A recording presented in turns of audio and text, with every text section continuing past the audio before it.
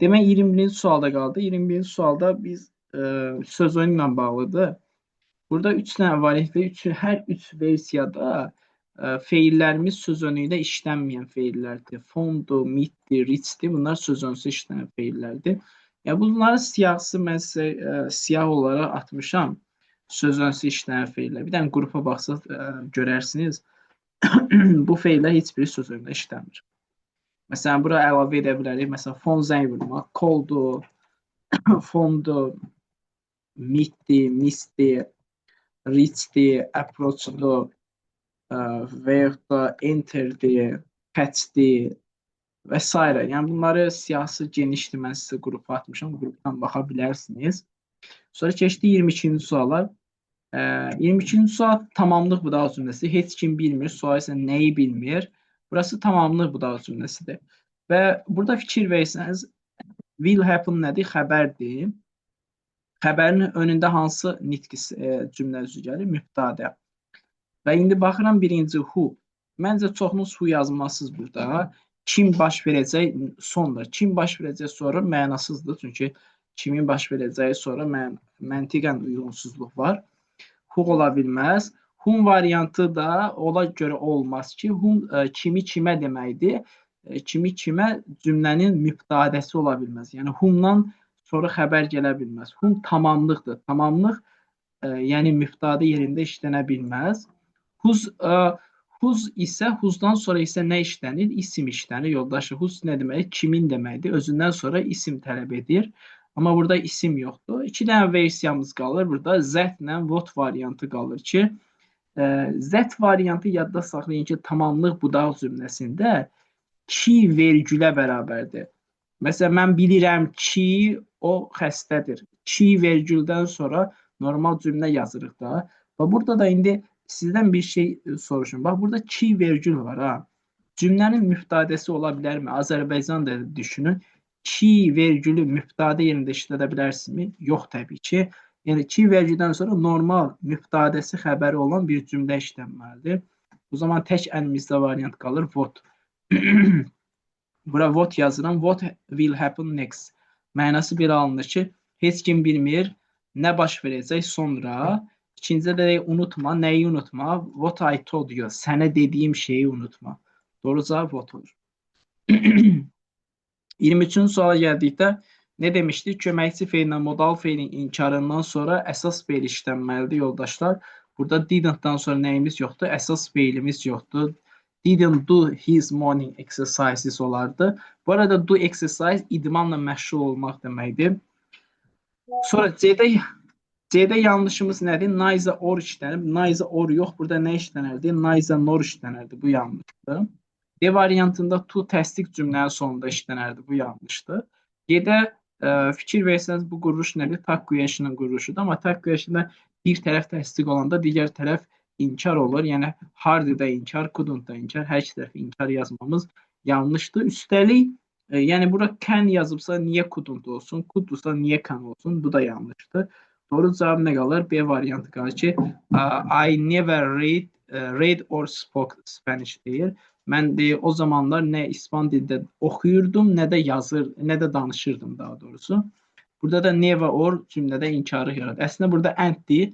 Never'yə görə inkardan sonra and ora çevrilib. Doğru cavab B. 24-cü suala gəldikdə mən xoşlamıram filmləri. Sual verir, hansı filmləri xoşlamıram? Bu təyin budaq cümləsidir. Təyin budaq cümləsi çıxdığımız ilk bağlayıcı hansı olur? What olur. Yəni filmlər nə ki deyə bilmirik. Yəni film nə ki, kitab nə ki, qadın nə ki demirdik. Zaten biz də istifadə eləmirik. Film hansı ki istifadə edirik adətən. Sonra indi burada fikir versəniz yoldaşlar, boşluqdan sonra nə işlənir? Xəbər işlənir. Xəbərin önündə hansı cümlə üzü işlənməlidir? Xəbərin önündə nə işlənməlidir? Mübtədə işlənməlidir. When cümlənin mübtədəsi ola bilərmi sizcə, yoldaşlar? Yox, təbii ki. When zərfliyin sualdır, mübtədə olası deyil. Sonra whosedan sonra nə işlənməlidir? İsim işlənməlidir, amma isim yoxdur. Because-la z qalır. Because da çünki deməkdir. Cümlənin müftədisi because, yəni çünki cümlənin müftədisi ola bilərmi sizcə? Yox. Yəni çünkinin cümlənin müftədisi əli vəli yerində yaza bilmərik. Sadəcə çünki deyəndə bizim dilə sanki elə bilir ki, doğru variantı tapmışıq kimi hiss edirik. Əslində bu sizlik bir şey deyil. Bizim dildə yaranan bir xəta ilə bağlı bir şeydir ki, biz danışıq zamanı çox zaman müftədəni istifadə etmirik, müftədəni silirik. Və burada cümlə əslində belə olsa doğrudur.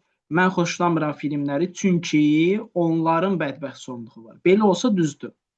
Amma burada məsələn Z yazmayanda because artıq have xəbər olur, because da cümlənin müftədəsi olur. Amma çünki sözü nə vaxtdan müftədə ola bilər ki? Məsələ odur ki, biz danışıqda burada onları demirik. Deyirik ki, mən xoşlamıram filmləri çünki bədbəxt sonluğu var. Yəni problem bizim dildə başlayır ki, məncə bunu hamınız fikir veribsə ya verməyibsinizsə, tutaq ki, Mən də oldu müəllim. Mən tərcümə eləyəndə qarışdırdım. hə, Əslində Safariyanı götürmüşdüm. Sonradan gördüm ki, hə, bəs şey də mübtəda yoxdur. bəli, Qrammatik elədir. cəhətdən Yəni seçdim. sıxıntı bizim dildə başlayır. Normalda biz məktəbə hər gün gedirəm deyirik, amma əslində ingilis elə demir də, deyir mən məktəbə hər gün gedirəm. İngilis də I go to school every day deyir. Amma mən tərcümə edəndə mən demirəm, direkt deyirəm məktəbə hər gün gedirəm. Müftədəni yeyirik. Problem bizim dildə başlayır. Hə, demək ki, burada nə olur yoldaşlar? Because-la yox, təyin budaq cümləsidir. Burada filmlər hansıların ki bədbəxt sonluğu var. Orada filmlərin əvəzinə nə yaza bilərik orada? Which ya da ki z-dən istifadə edib qısa şəkildə ifadə edə bilər ki, xoşlamıram filmləri, hansıların ki bədbəxt sonluğu var. Yəqin ki bu sual aydındır hamıya. Keçək növbəti suala baxaq. 25. Tərcümədir, qeyri-adi bir şey yoxdur. Deyir, sadiq dost elə bir insandır ki, sən ona həmişə inana bilərsən. Doğru cavab B-dir. Digərləri niyə yanlışdır? Sadiq dost elə biridir ki, xoşlayır harm to you, sənə ziyan vurmağı xoşlayır, səhvdir. Who is never truthful, heç zaman həqiqəti demir, səhvdir. Not honest, dürüst deyil, səhvdir. Həmişə betray you, sənə xəyanət edir, bu da səhvdir. 26-ya baxaq. 26 ilə bağlı belə bir qayda deyək. Bax, təkdə olan isimlər, bir də cəmdə olan isimlərə baxaq.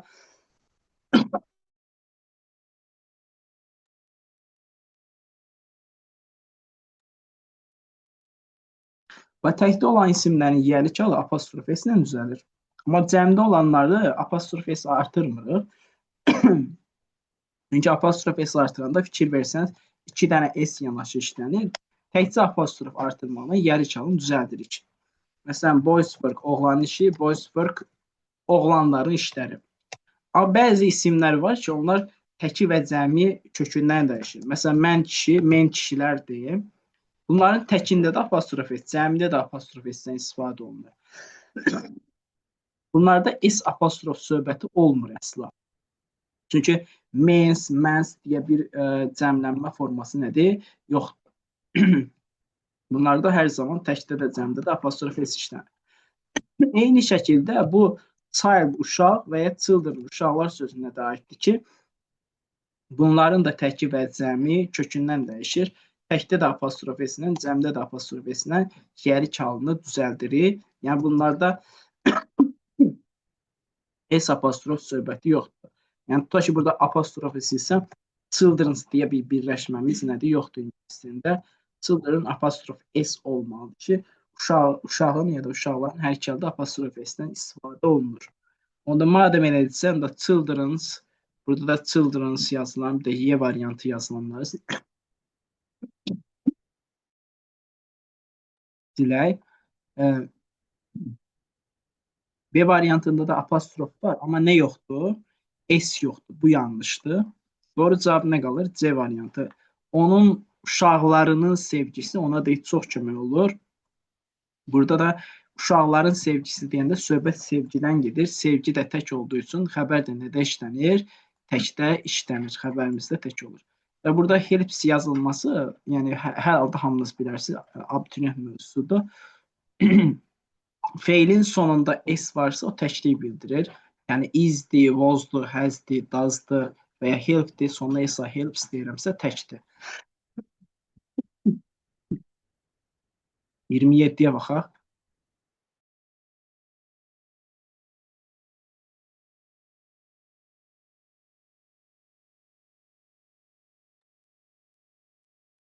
İyirmi yeddinci sualda isə yoldaşlar nəyə baxacaq?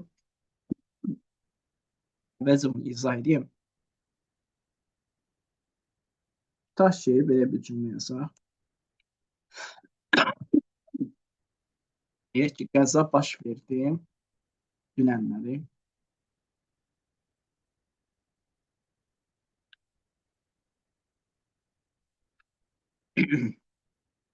Gəlin birinci mübtədəyə sual verək. Nə baş verdi dünənlər? Necə verəcəyik? Bu şəkildə. Mübtədənin sual sözünü əvəz edəcəyik. Qalan nə varsa olduğu kimi götürəcəyik. Və cümləmiz belə alınır ki, what happened yesterday? Nə baş verdi dünənlər? Zaten what happened-ı hamınız bilirsiniz ki, what happened nə baş verdi. Amma siz çaşdırmaq üçün qəsdən nə edirlər? Götürürlər mübtədəni sual verən zaman xəbəri parçalayıb did happen şəklində yazırlar. Yoldaşlar, bunu bu şəkildə yazmanıza ehtiyac yoxdur. Yəni, mübtədəyə sual verərkən köməkçi feildən istifadə etməyimizə gərək yoxdur. Elə what happened yesterday deməyiz yetərlidir. Yəni, durub did happen şəkildə yazmağa gərək yoxdur. Və istəyəsiniz köməkçi feildən hansı halda istifadə edirik? Xəbərə, tamamlığa və zərfliyə sual verərkən.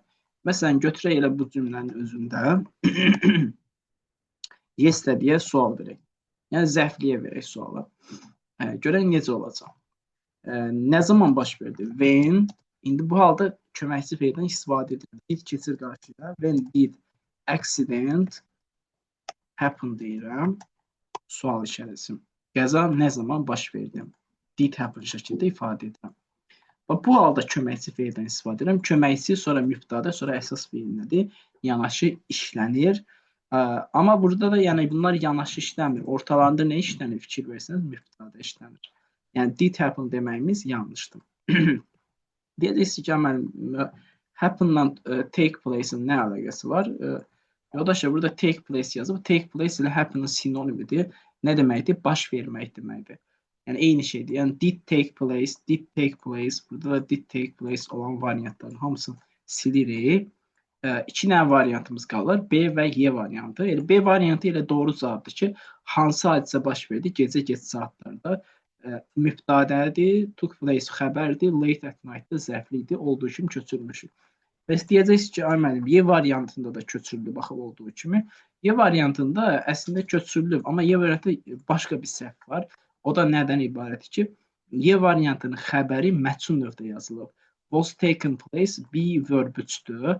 Yəni quruş olaraq nəyin quruşudur? Məchul növün quruşudur. Və ingilis dilində hər feili məchul növdə işlədə bilmirik. O işlənməyən feillərdən biri də take place feilidir ki, take place nə deməkdir? Baş vermək deməkdir. Yəni hadisə baş verdirildi demirsiniz ki, hadisə baş verdi deyirsiniz.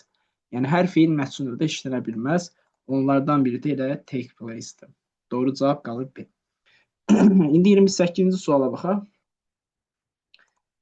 28-ci sualda bu lie feillərdir. Bunu mən təkrar yazmaq istəyirəm. Yazım ki, izah edək. Birinci, to lie. Yalan danışmaqda keçmiş və üçüncü zaman formaları lied, lied şəklində olur ki, yalan danışmaq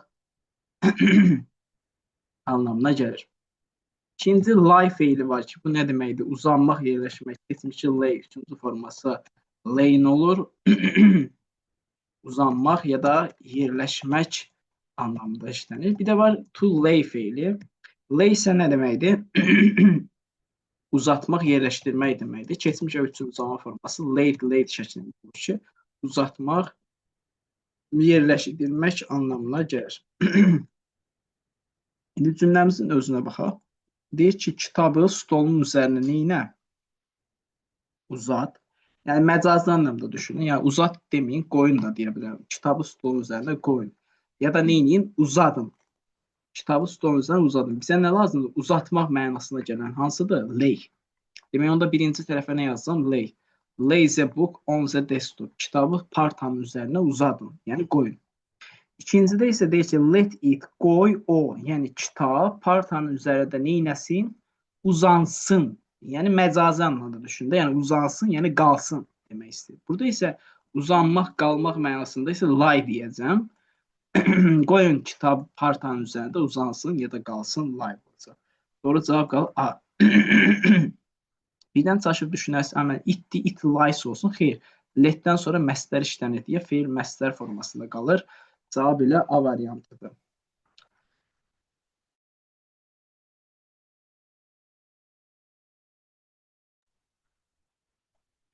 Sonra keçdik növbəti 29-cu suala baxaq.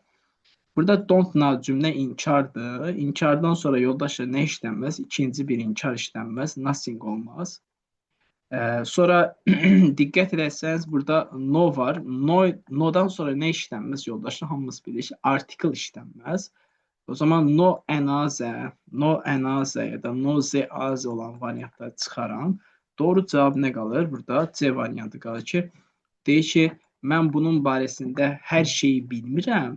Baxmayaraq ki, başqa heç bir problem məni bunun qədər maraqlandırmır. Bir də everything-ə görə çaşıb qalarsınız. Everything-ə görə narahat olmayın. Everything bütün cümlələrdə işlənə bilər. Təsdiq, inkar, sual fərq etməz. Gəldik 30-cu suala baxaq. Xatırlayırsanmı nəyi? Bu nədir? Tamamlıq budaq cümləsidir. İngilis dilində heç bir budaq cümlə sual formasında işlənə bilməz. Yəni biz bunu tamamlıq budaq cümləsi olduğunu hardan anlayırıq? İki dənə cümlə birləşir. Xatırlayırsanmı bir cümlə deyə nəyi xatırlayırsan? Bu xatırlayırsanmı bir cümlə? Nəyi xatırlayırsan? Bu aşağıdakılar isə ikinci cümlədir. Və ingilis dilində bilirik ki, heç bir budaq cümlə sual formasında işlənə bilməz. Düşünə bilərsiniz birdən ki, mənim burada sual işarəsi var. Bu sual işarəsi baş cümləyə aiddir. Do you remember-yə aiddir. Yəni baş cümləyə sual verdiyim üçündür. Yəni budaq cümlə sual formasında işlənə bilməz. Yəni A-dır, B-dir, D-dir, bir də Y variantlarını çıxıram. Çünki bunlar da köməkçi feillər qarşı keçib. Doğru cavab nə qalır burada? C variantı qalır ki, where you left your luggage. Yükümü hara qoyduğumu xatırlayırsanmı? İndi gəldik 31-ci suala baxaq. Kim deyir ki, nümayəndə heyətini qarşılamalı oldu? Burada deyir bizim hər birimiz, bizim ikimiz, bizim heç birimiz, mən, Sara və s. və s. cavablar verir. Əslinə baxanda hamısı ola bilər. Birimiz, hamımız, mən, Sara və s. deyə bilərik. Amma burada məsələ nədir? Məsələ onunla ibarətdir ki, biz burada qısa cavab veririk. Qısa cavabı, məsələn, soruşanda ki, do you like it, sən bunu bəyənirsənmi? Sən cavab verirsən ki, yes I do, ya da no I don't deyirsən, bəli bəyənirəm, ya da xeyr bəyənmirəm deyirsən. Orada do və ya don't-dan istifadə edirsən. Do və don't nədir? Köməkçi feildir. O zaman burada da qısa şəkildə cavab verirəmsə, köməkçi feildən istifadə etməliyəm. Burada da köməkçi feil nəyə əsasən müəyyən edəcəm? Həttoya əsasən müəyyən edir. Həttinin sual və inkar nə ilə düzəlir? Didlə.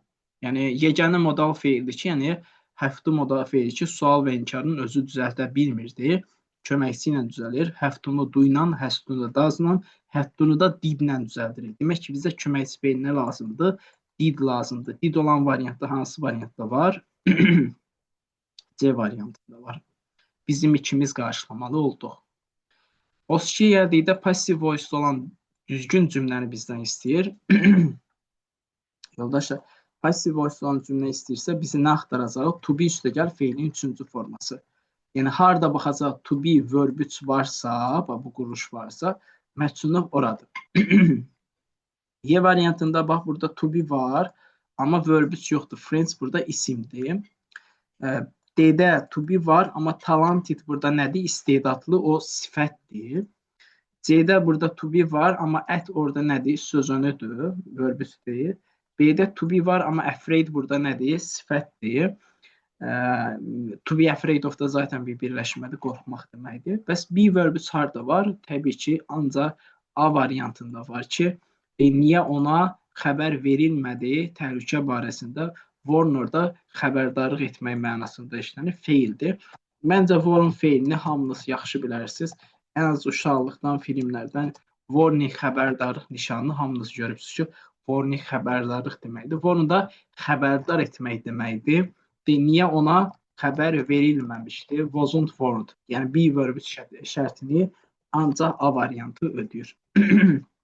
33-ə gəldikdə isə deyir ki, hardly-si, yəni görmürəm anlamında işlənir ki, mən Susan-ı görmürəm, baxmayaraq ki, onun kifayət qədər hardship, çətinliyi var. Variantlara baxsam, cheerful, şən, delighted, fərəhli, sevincli, gloomy, tutqun, qəmgin, disappointed, məyus deməkdir. Ya 1-2-dir, ya da 3-4-dür. Yəni 2 müsbət, 2 mənfi var. Amma cavab nədir? 3-dən 4. Yerinə yazıq, tərcümə edək. Mən Susan-ı qəmgin və məyus görmürəm. Baxmayaraq ki, çoxlu problemləri var. Yəni çox problemi olmasına baxmayaraq, mən Susan-ı qəmgin və məyus görmürəm. Cavab olacaq 3 və 4. 34-ə gəldikdə deyir ki, siz ingilis dilini nə qədər müddətdə öyrənirsiniz? A olar uşaqlığımdan bəri, bir də D olar 2 ayda öyrənirəm. Yəni nə qədər müddətdə öyrənirəm? Uşaqlığımdan bəri ya da 2 aydır deyə bilərsiniz. İkincidə problem nə zaman həll edildi? B. 2 gün öncə ya da the day before yesterday sırağa gün həll edildi. Yəni dünəndən öncəki gün sırağa gün həll edildi.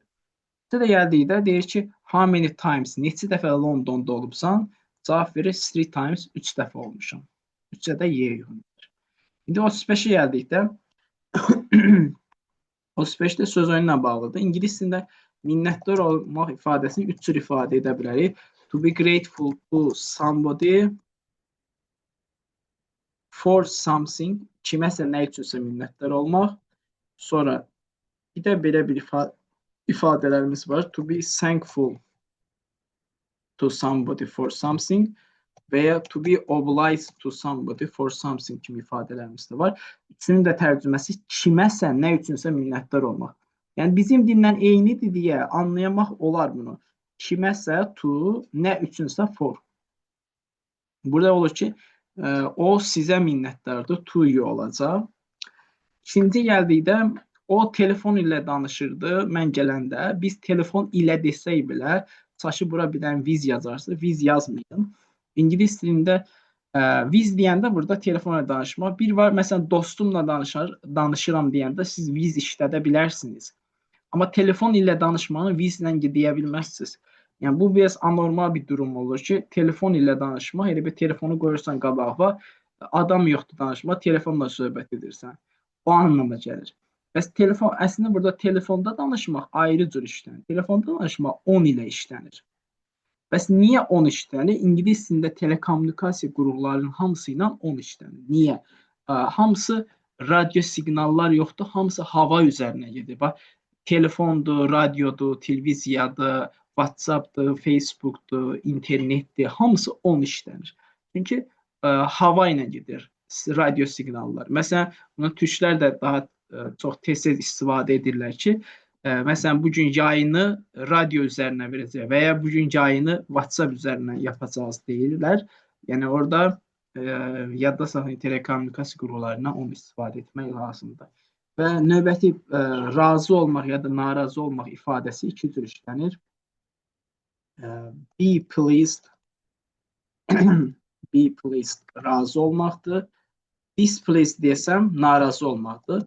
Birinci with-lə yaza bilərsiniz. With somebody something. Bir də by-lə yaza bilərik. Fərqi nədir? Onu izah edək. Demək yoldaşlar, birincisi please with somebody kimdənsə razı olmaq, özün razı olursan. Amma please by somebody olanda kimsə tərəfindən razı salınırsan. Yəni please ya da displeased by deyəndə əslində məchul növ kimi işlənir. Kimsə tərəfindən razı salınmaq mənasına gəlir. Amma please with somebody something deyəndə özün nəyəsə ya da kiməsə razı olursan. Yəni kimdənsə razı olursan ya da nədənsə razı olursan ya da narazı olursan. Yəni please with deyəndə özümüz razılaşırıq. Amma please by deyəndə kimsə tərəfindən bizi razı salırlar anlamına gəlir. İndi burada da deyir ki, mən çox narazıyam ona with ya da o məni çox narazı saldı by deyə bilərik. Yəni please with ya da please by olacaq 3-cü variant. Və nəhayət 35-36-cı suala gəldikdə, 36-cı sualda burada ar var, ha, bax xəbərdir, düzdür? Xəbər təkdir yoxsa cəmdir? Cəmdir. Yaxşı, xəbər cəmdirsə, yoldaşlar, o zaman müftadəm də nə olmalıdır? Cəmdə işlənməlidir. Bax, ən azı nə deyib? Başqa biri. Başqa biri deyəndə onun xəbəri ar olur, yoxsa iz? Təbii ki, iz olar. Bu getdi. Zəazı nə deməkdir? Digəri. Digəri də deyəndə yenə xəbər tək olar, cəm tək olar. Getdi. Deyəsən, bəs azələr nədir? A-da və Y-də yazılan. Azə isə yoldaşlar sifətdir, başqa digər deməkdir. Bunlar tək başına işlənə bilməzlər. Necə yəni? Gəlin biraz açıqlama verək. İngilis dilində tutaq heç bir sifət tək başına nə mübtədə, nə də tamamlıq ola bilməz. Məsələn, ya deyirsən varlı gəldi. Məsələn, yazıram rich came, varlı gəldi. Bu cümlə səhvdir. Niyə səhvdir? Çünki rich nədir? Sifətdir və ingilis dilində heç bir sifət tək başına nə ola bilməz yoldaşlar? Mübtədə ola bilməz. Bəs bu necə mübtədə ola bilər? İsimləşdiyi halda. Zerich yazaram bura. Nə olar zerich? Varlılar gəldi. Hə, o zaman eyni şey azə üçün də keçərli. Yəni azə tək başına işlənməz. Z azə ya da ən azə yazdığımız halda, yəni isimləşdiyi təqdirdə tək başına işlənə bilər. Yoxsa belə tək başına işlənməsi mümkün deyil.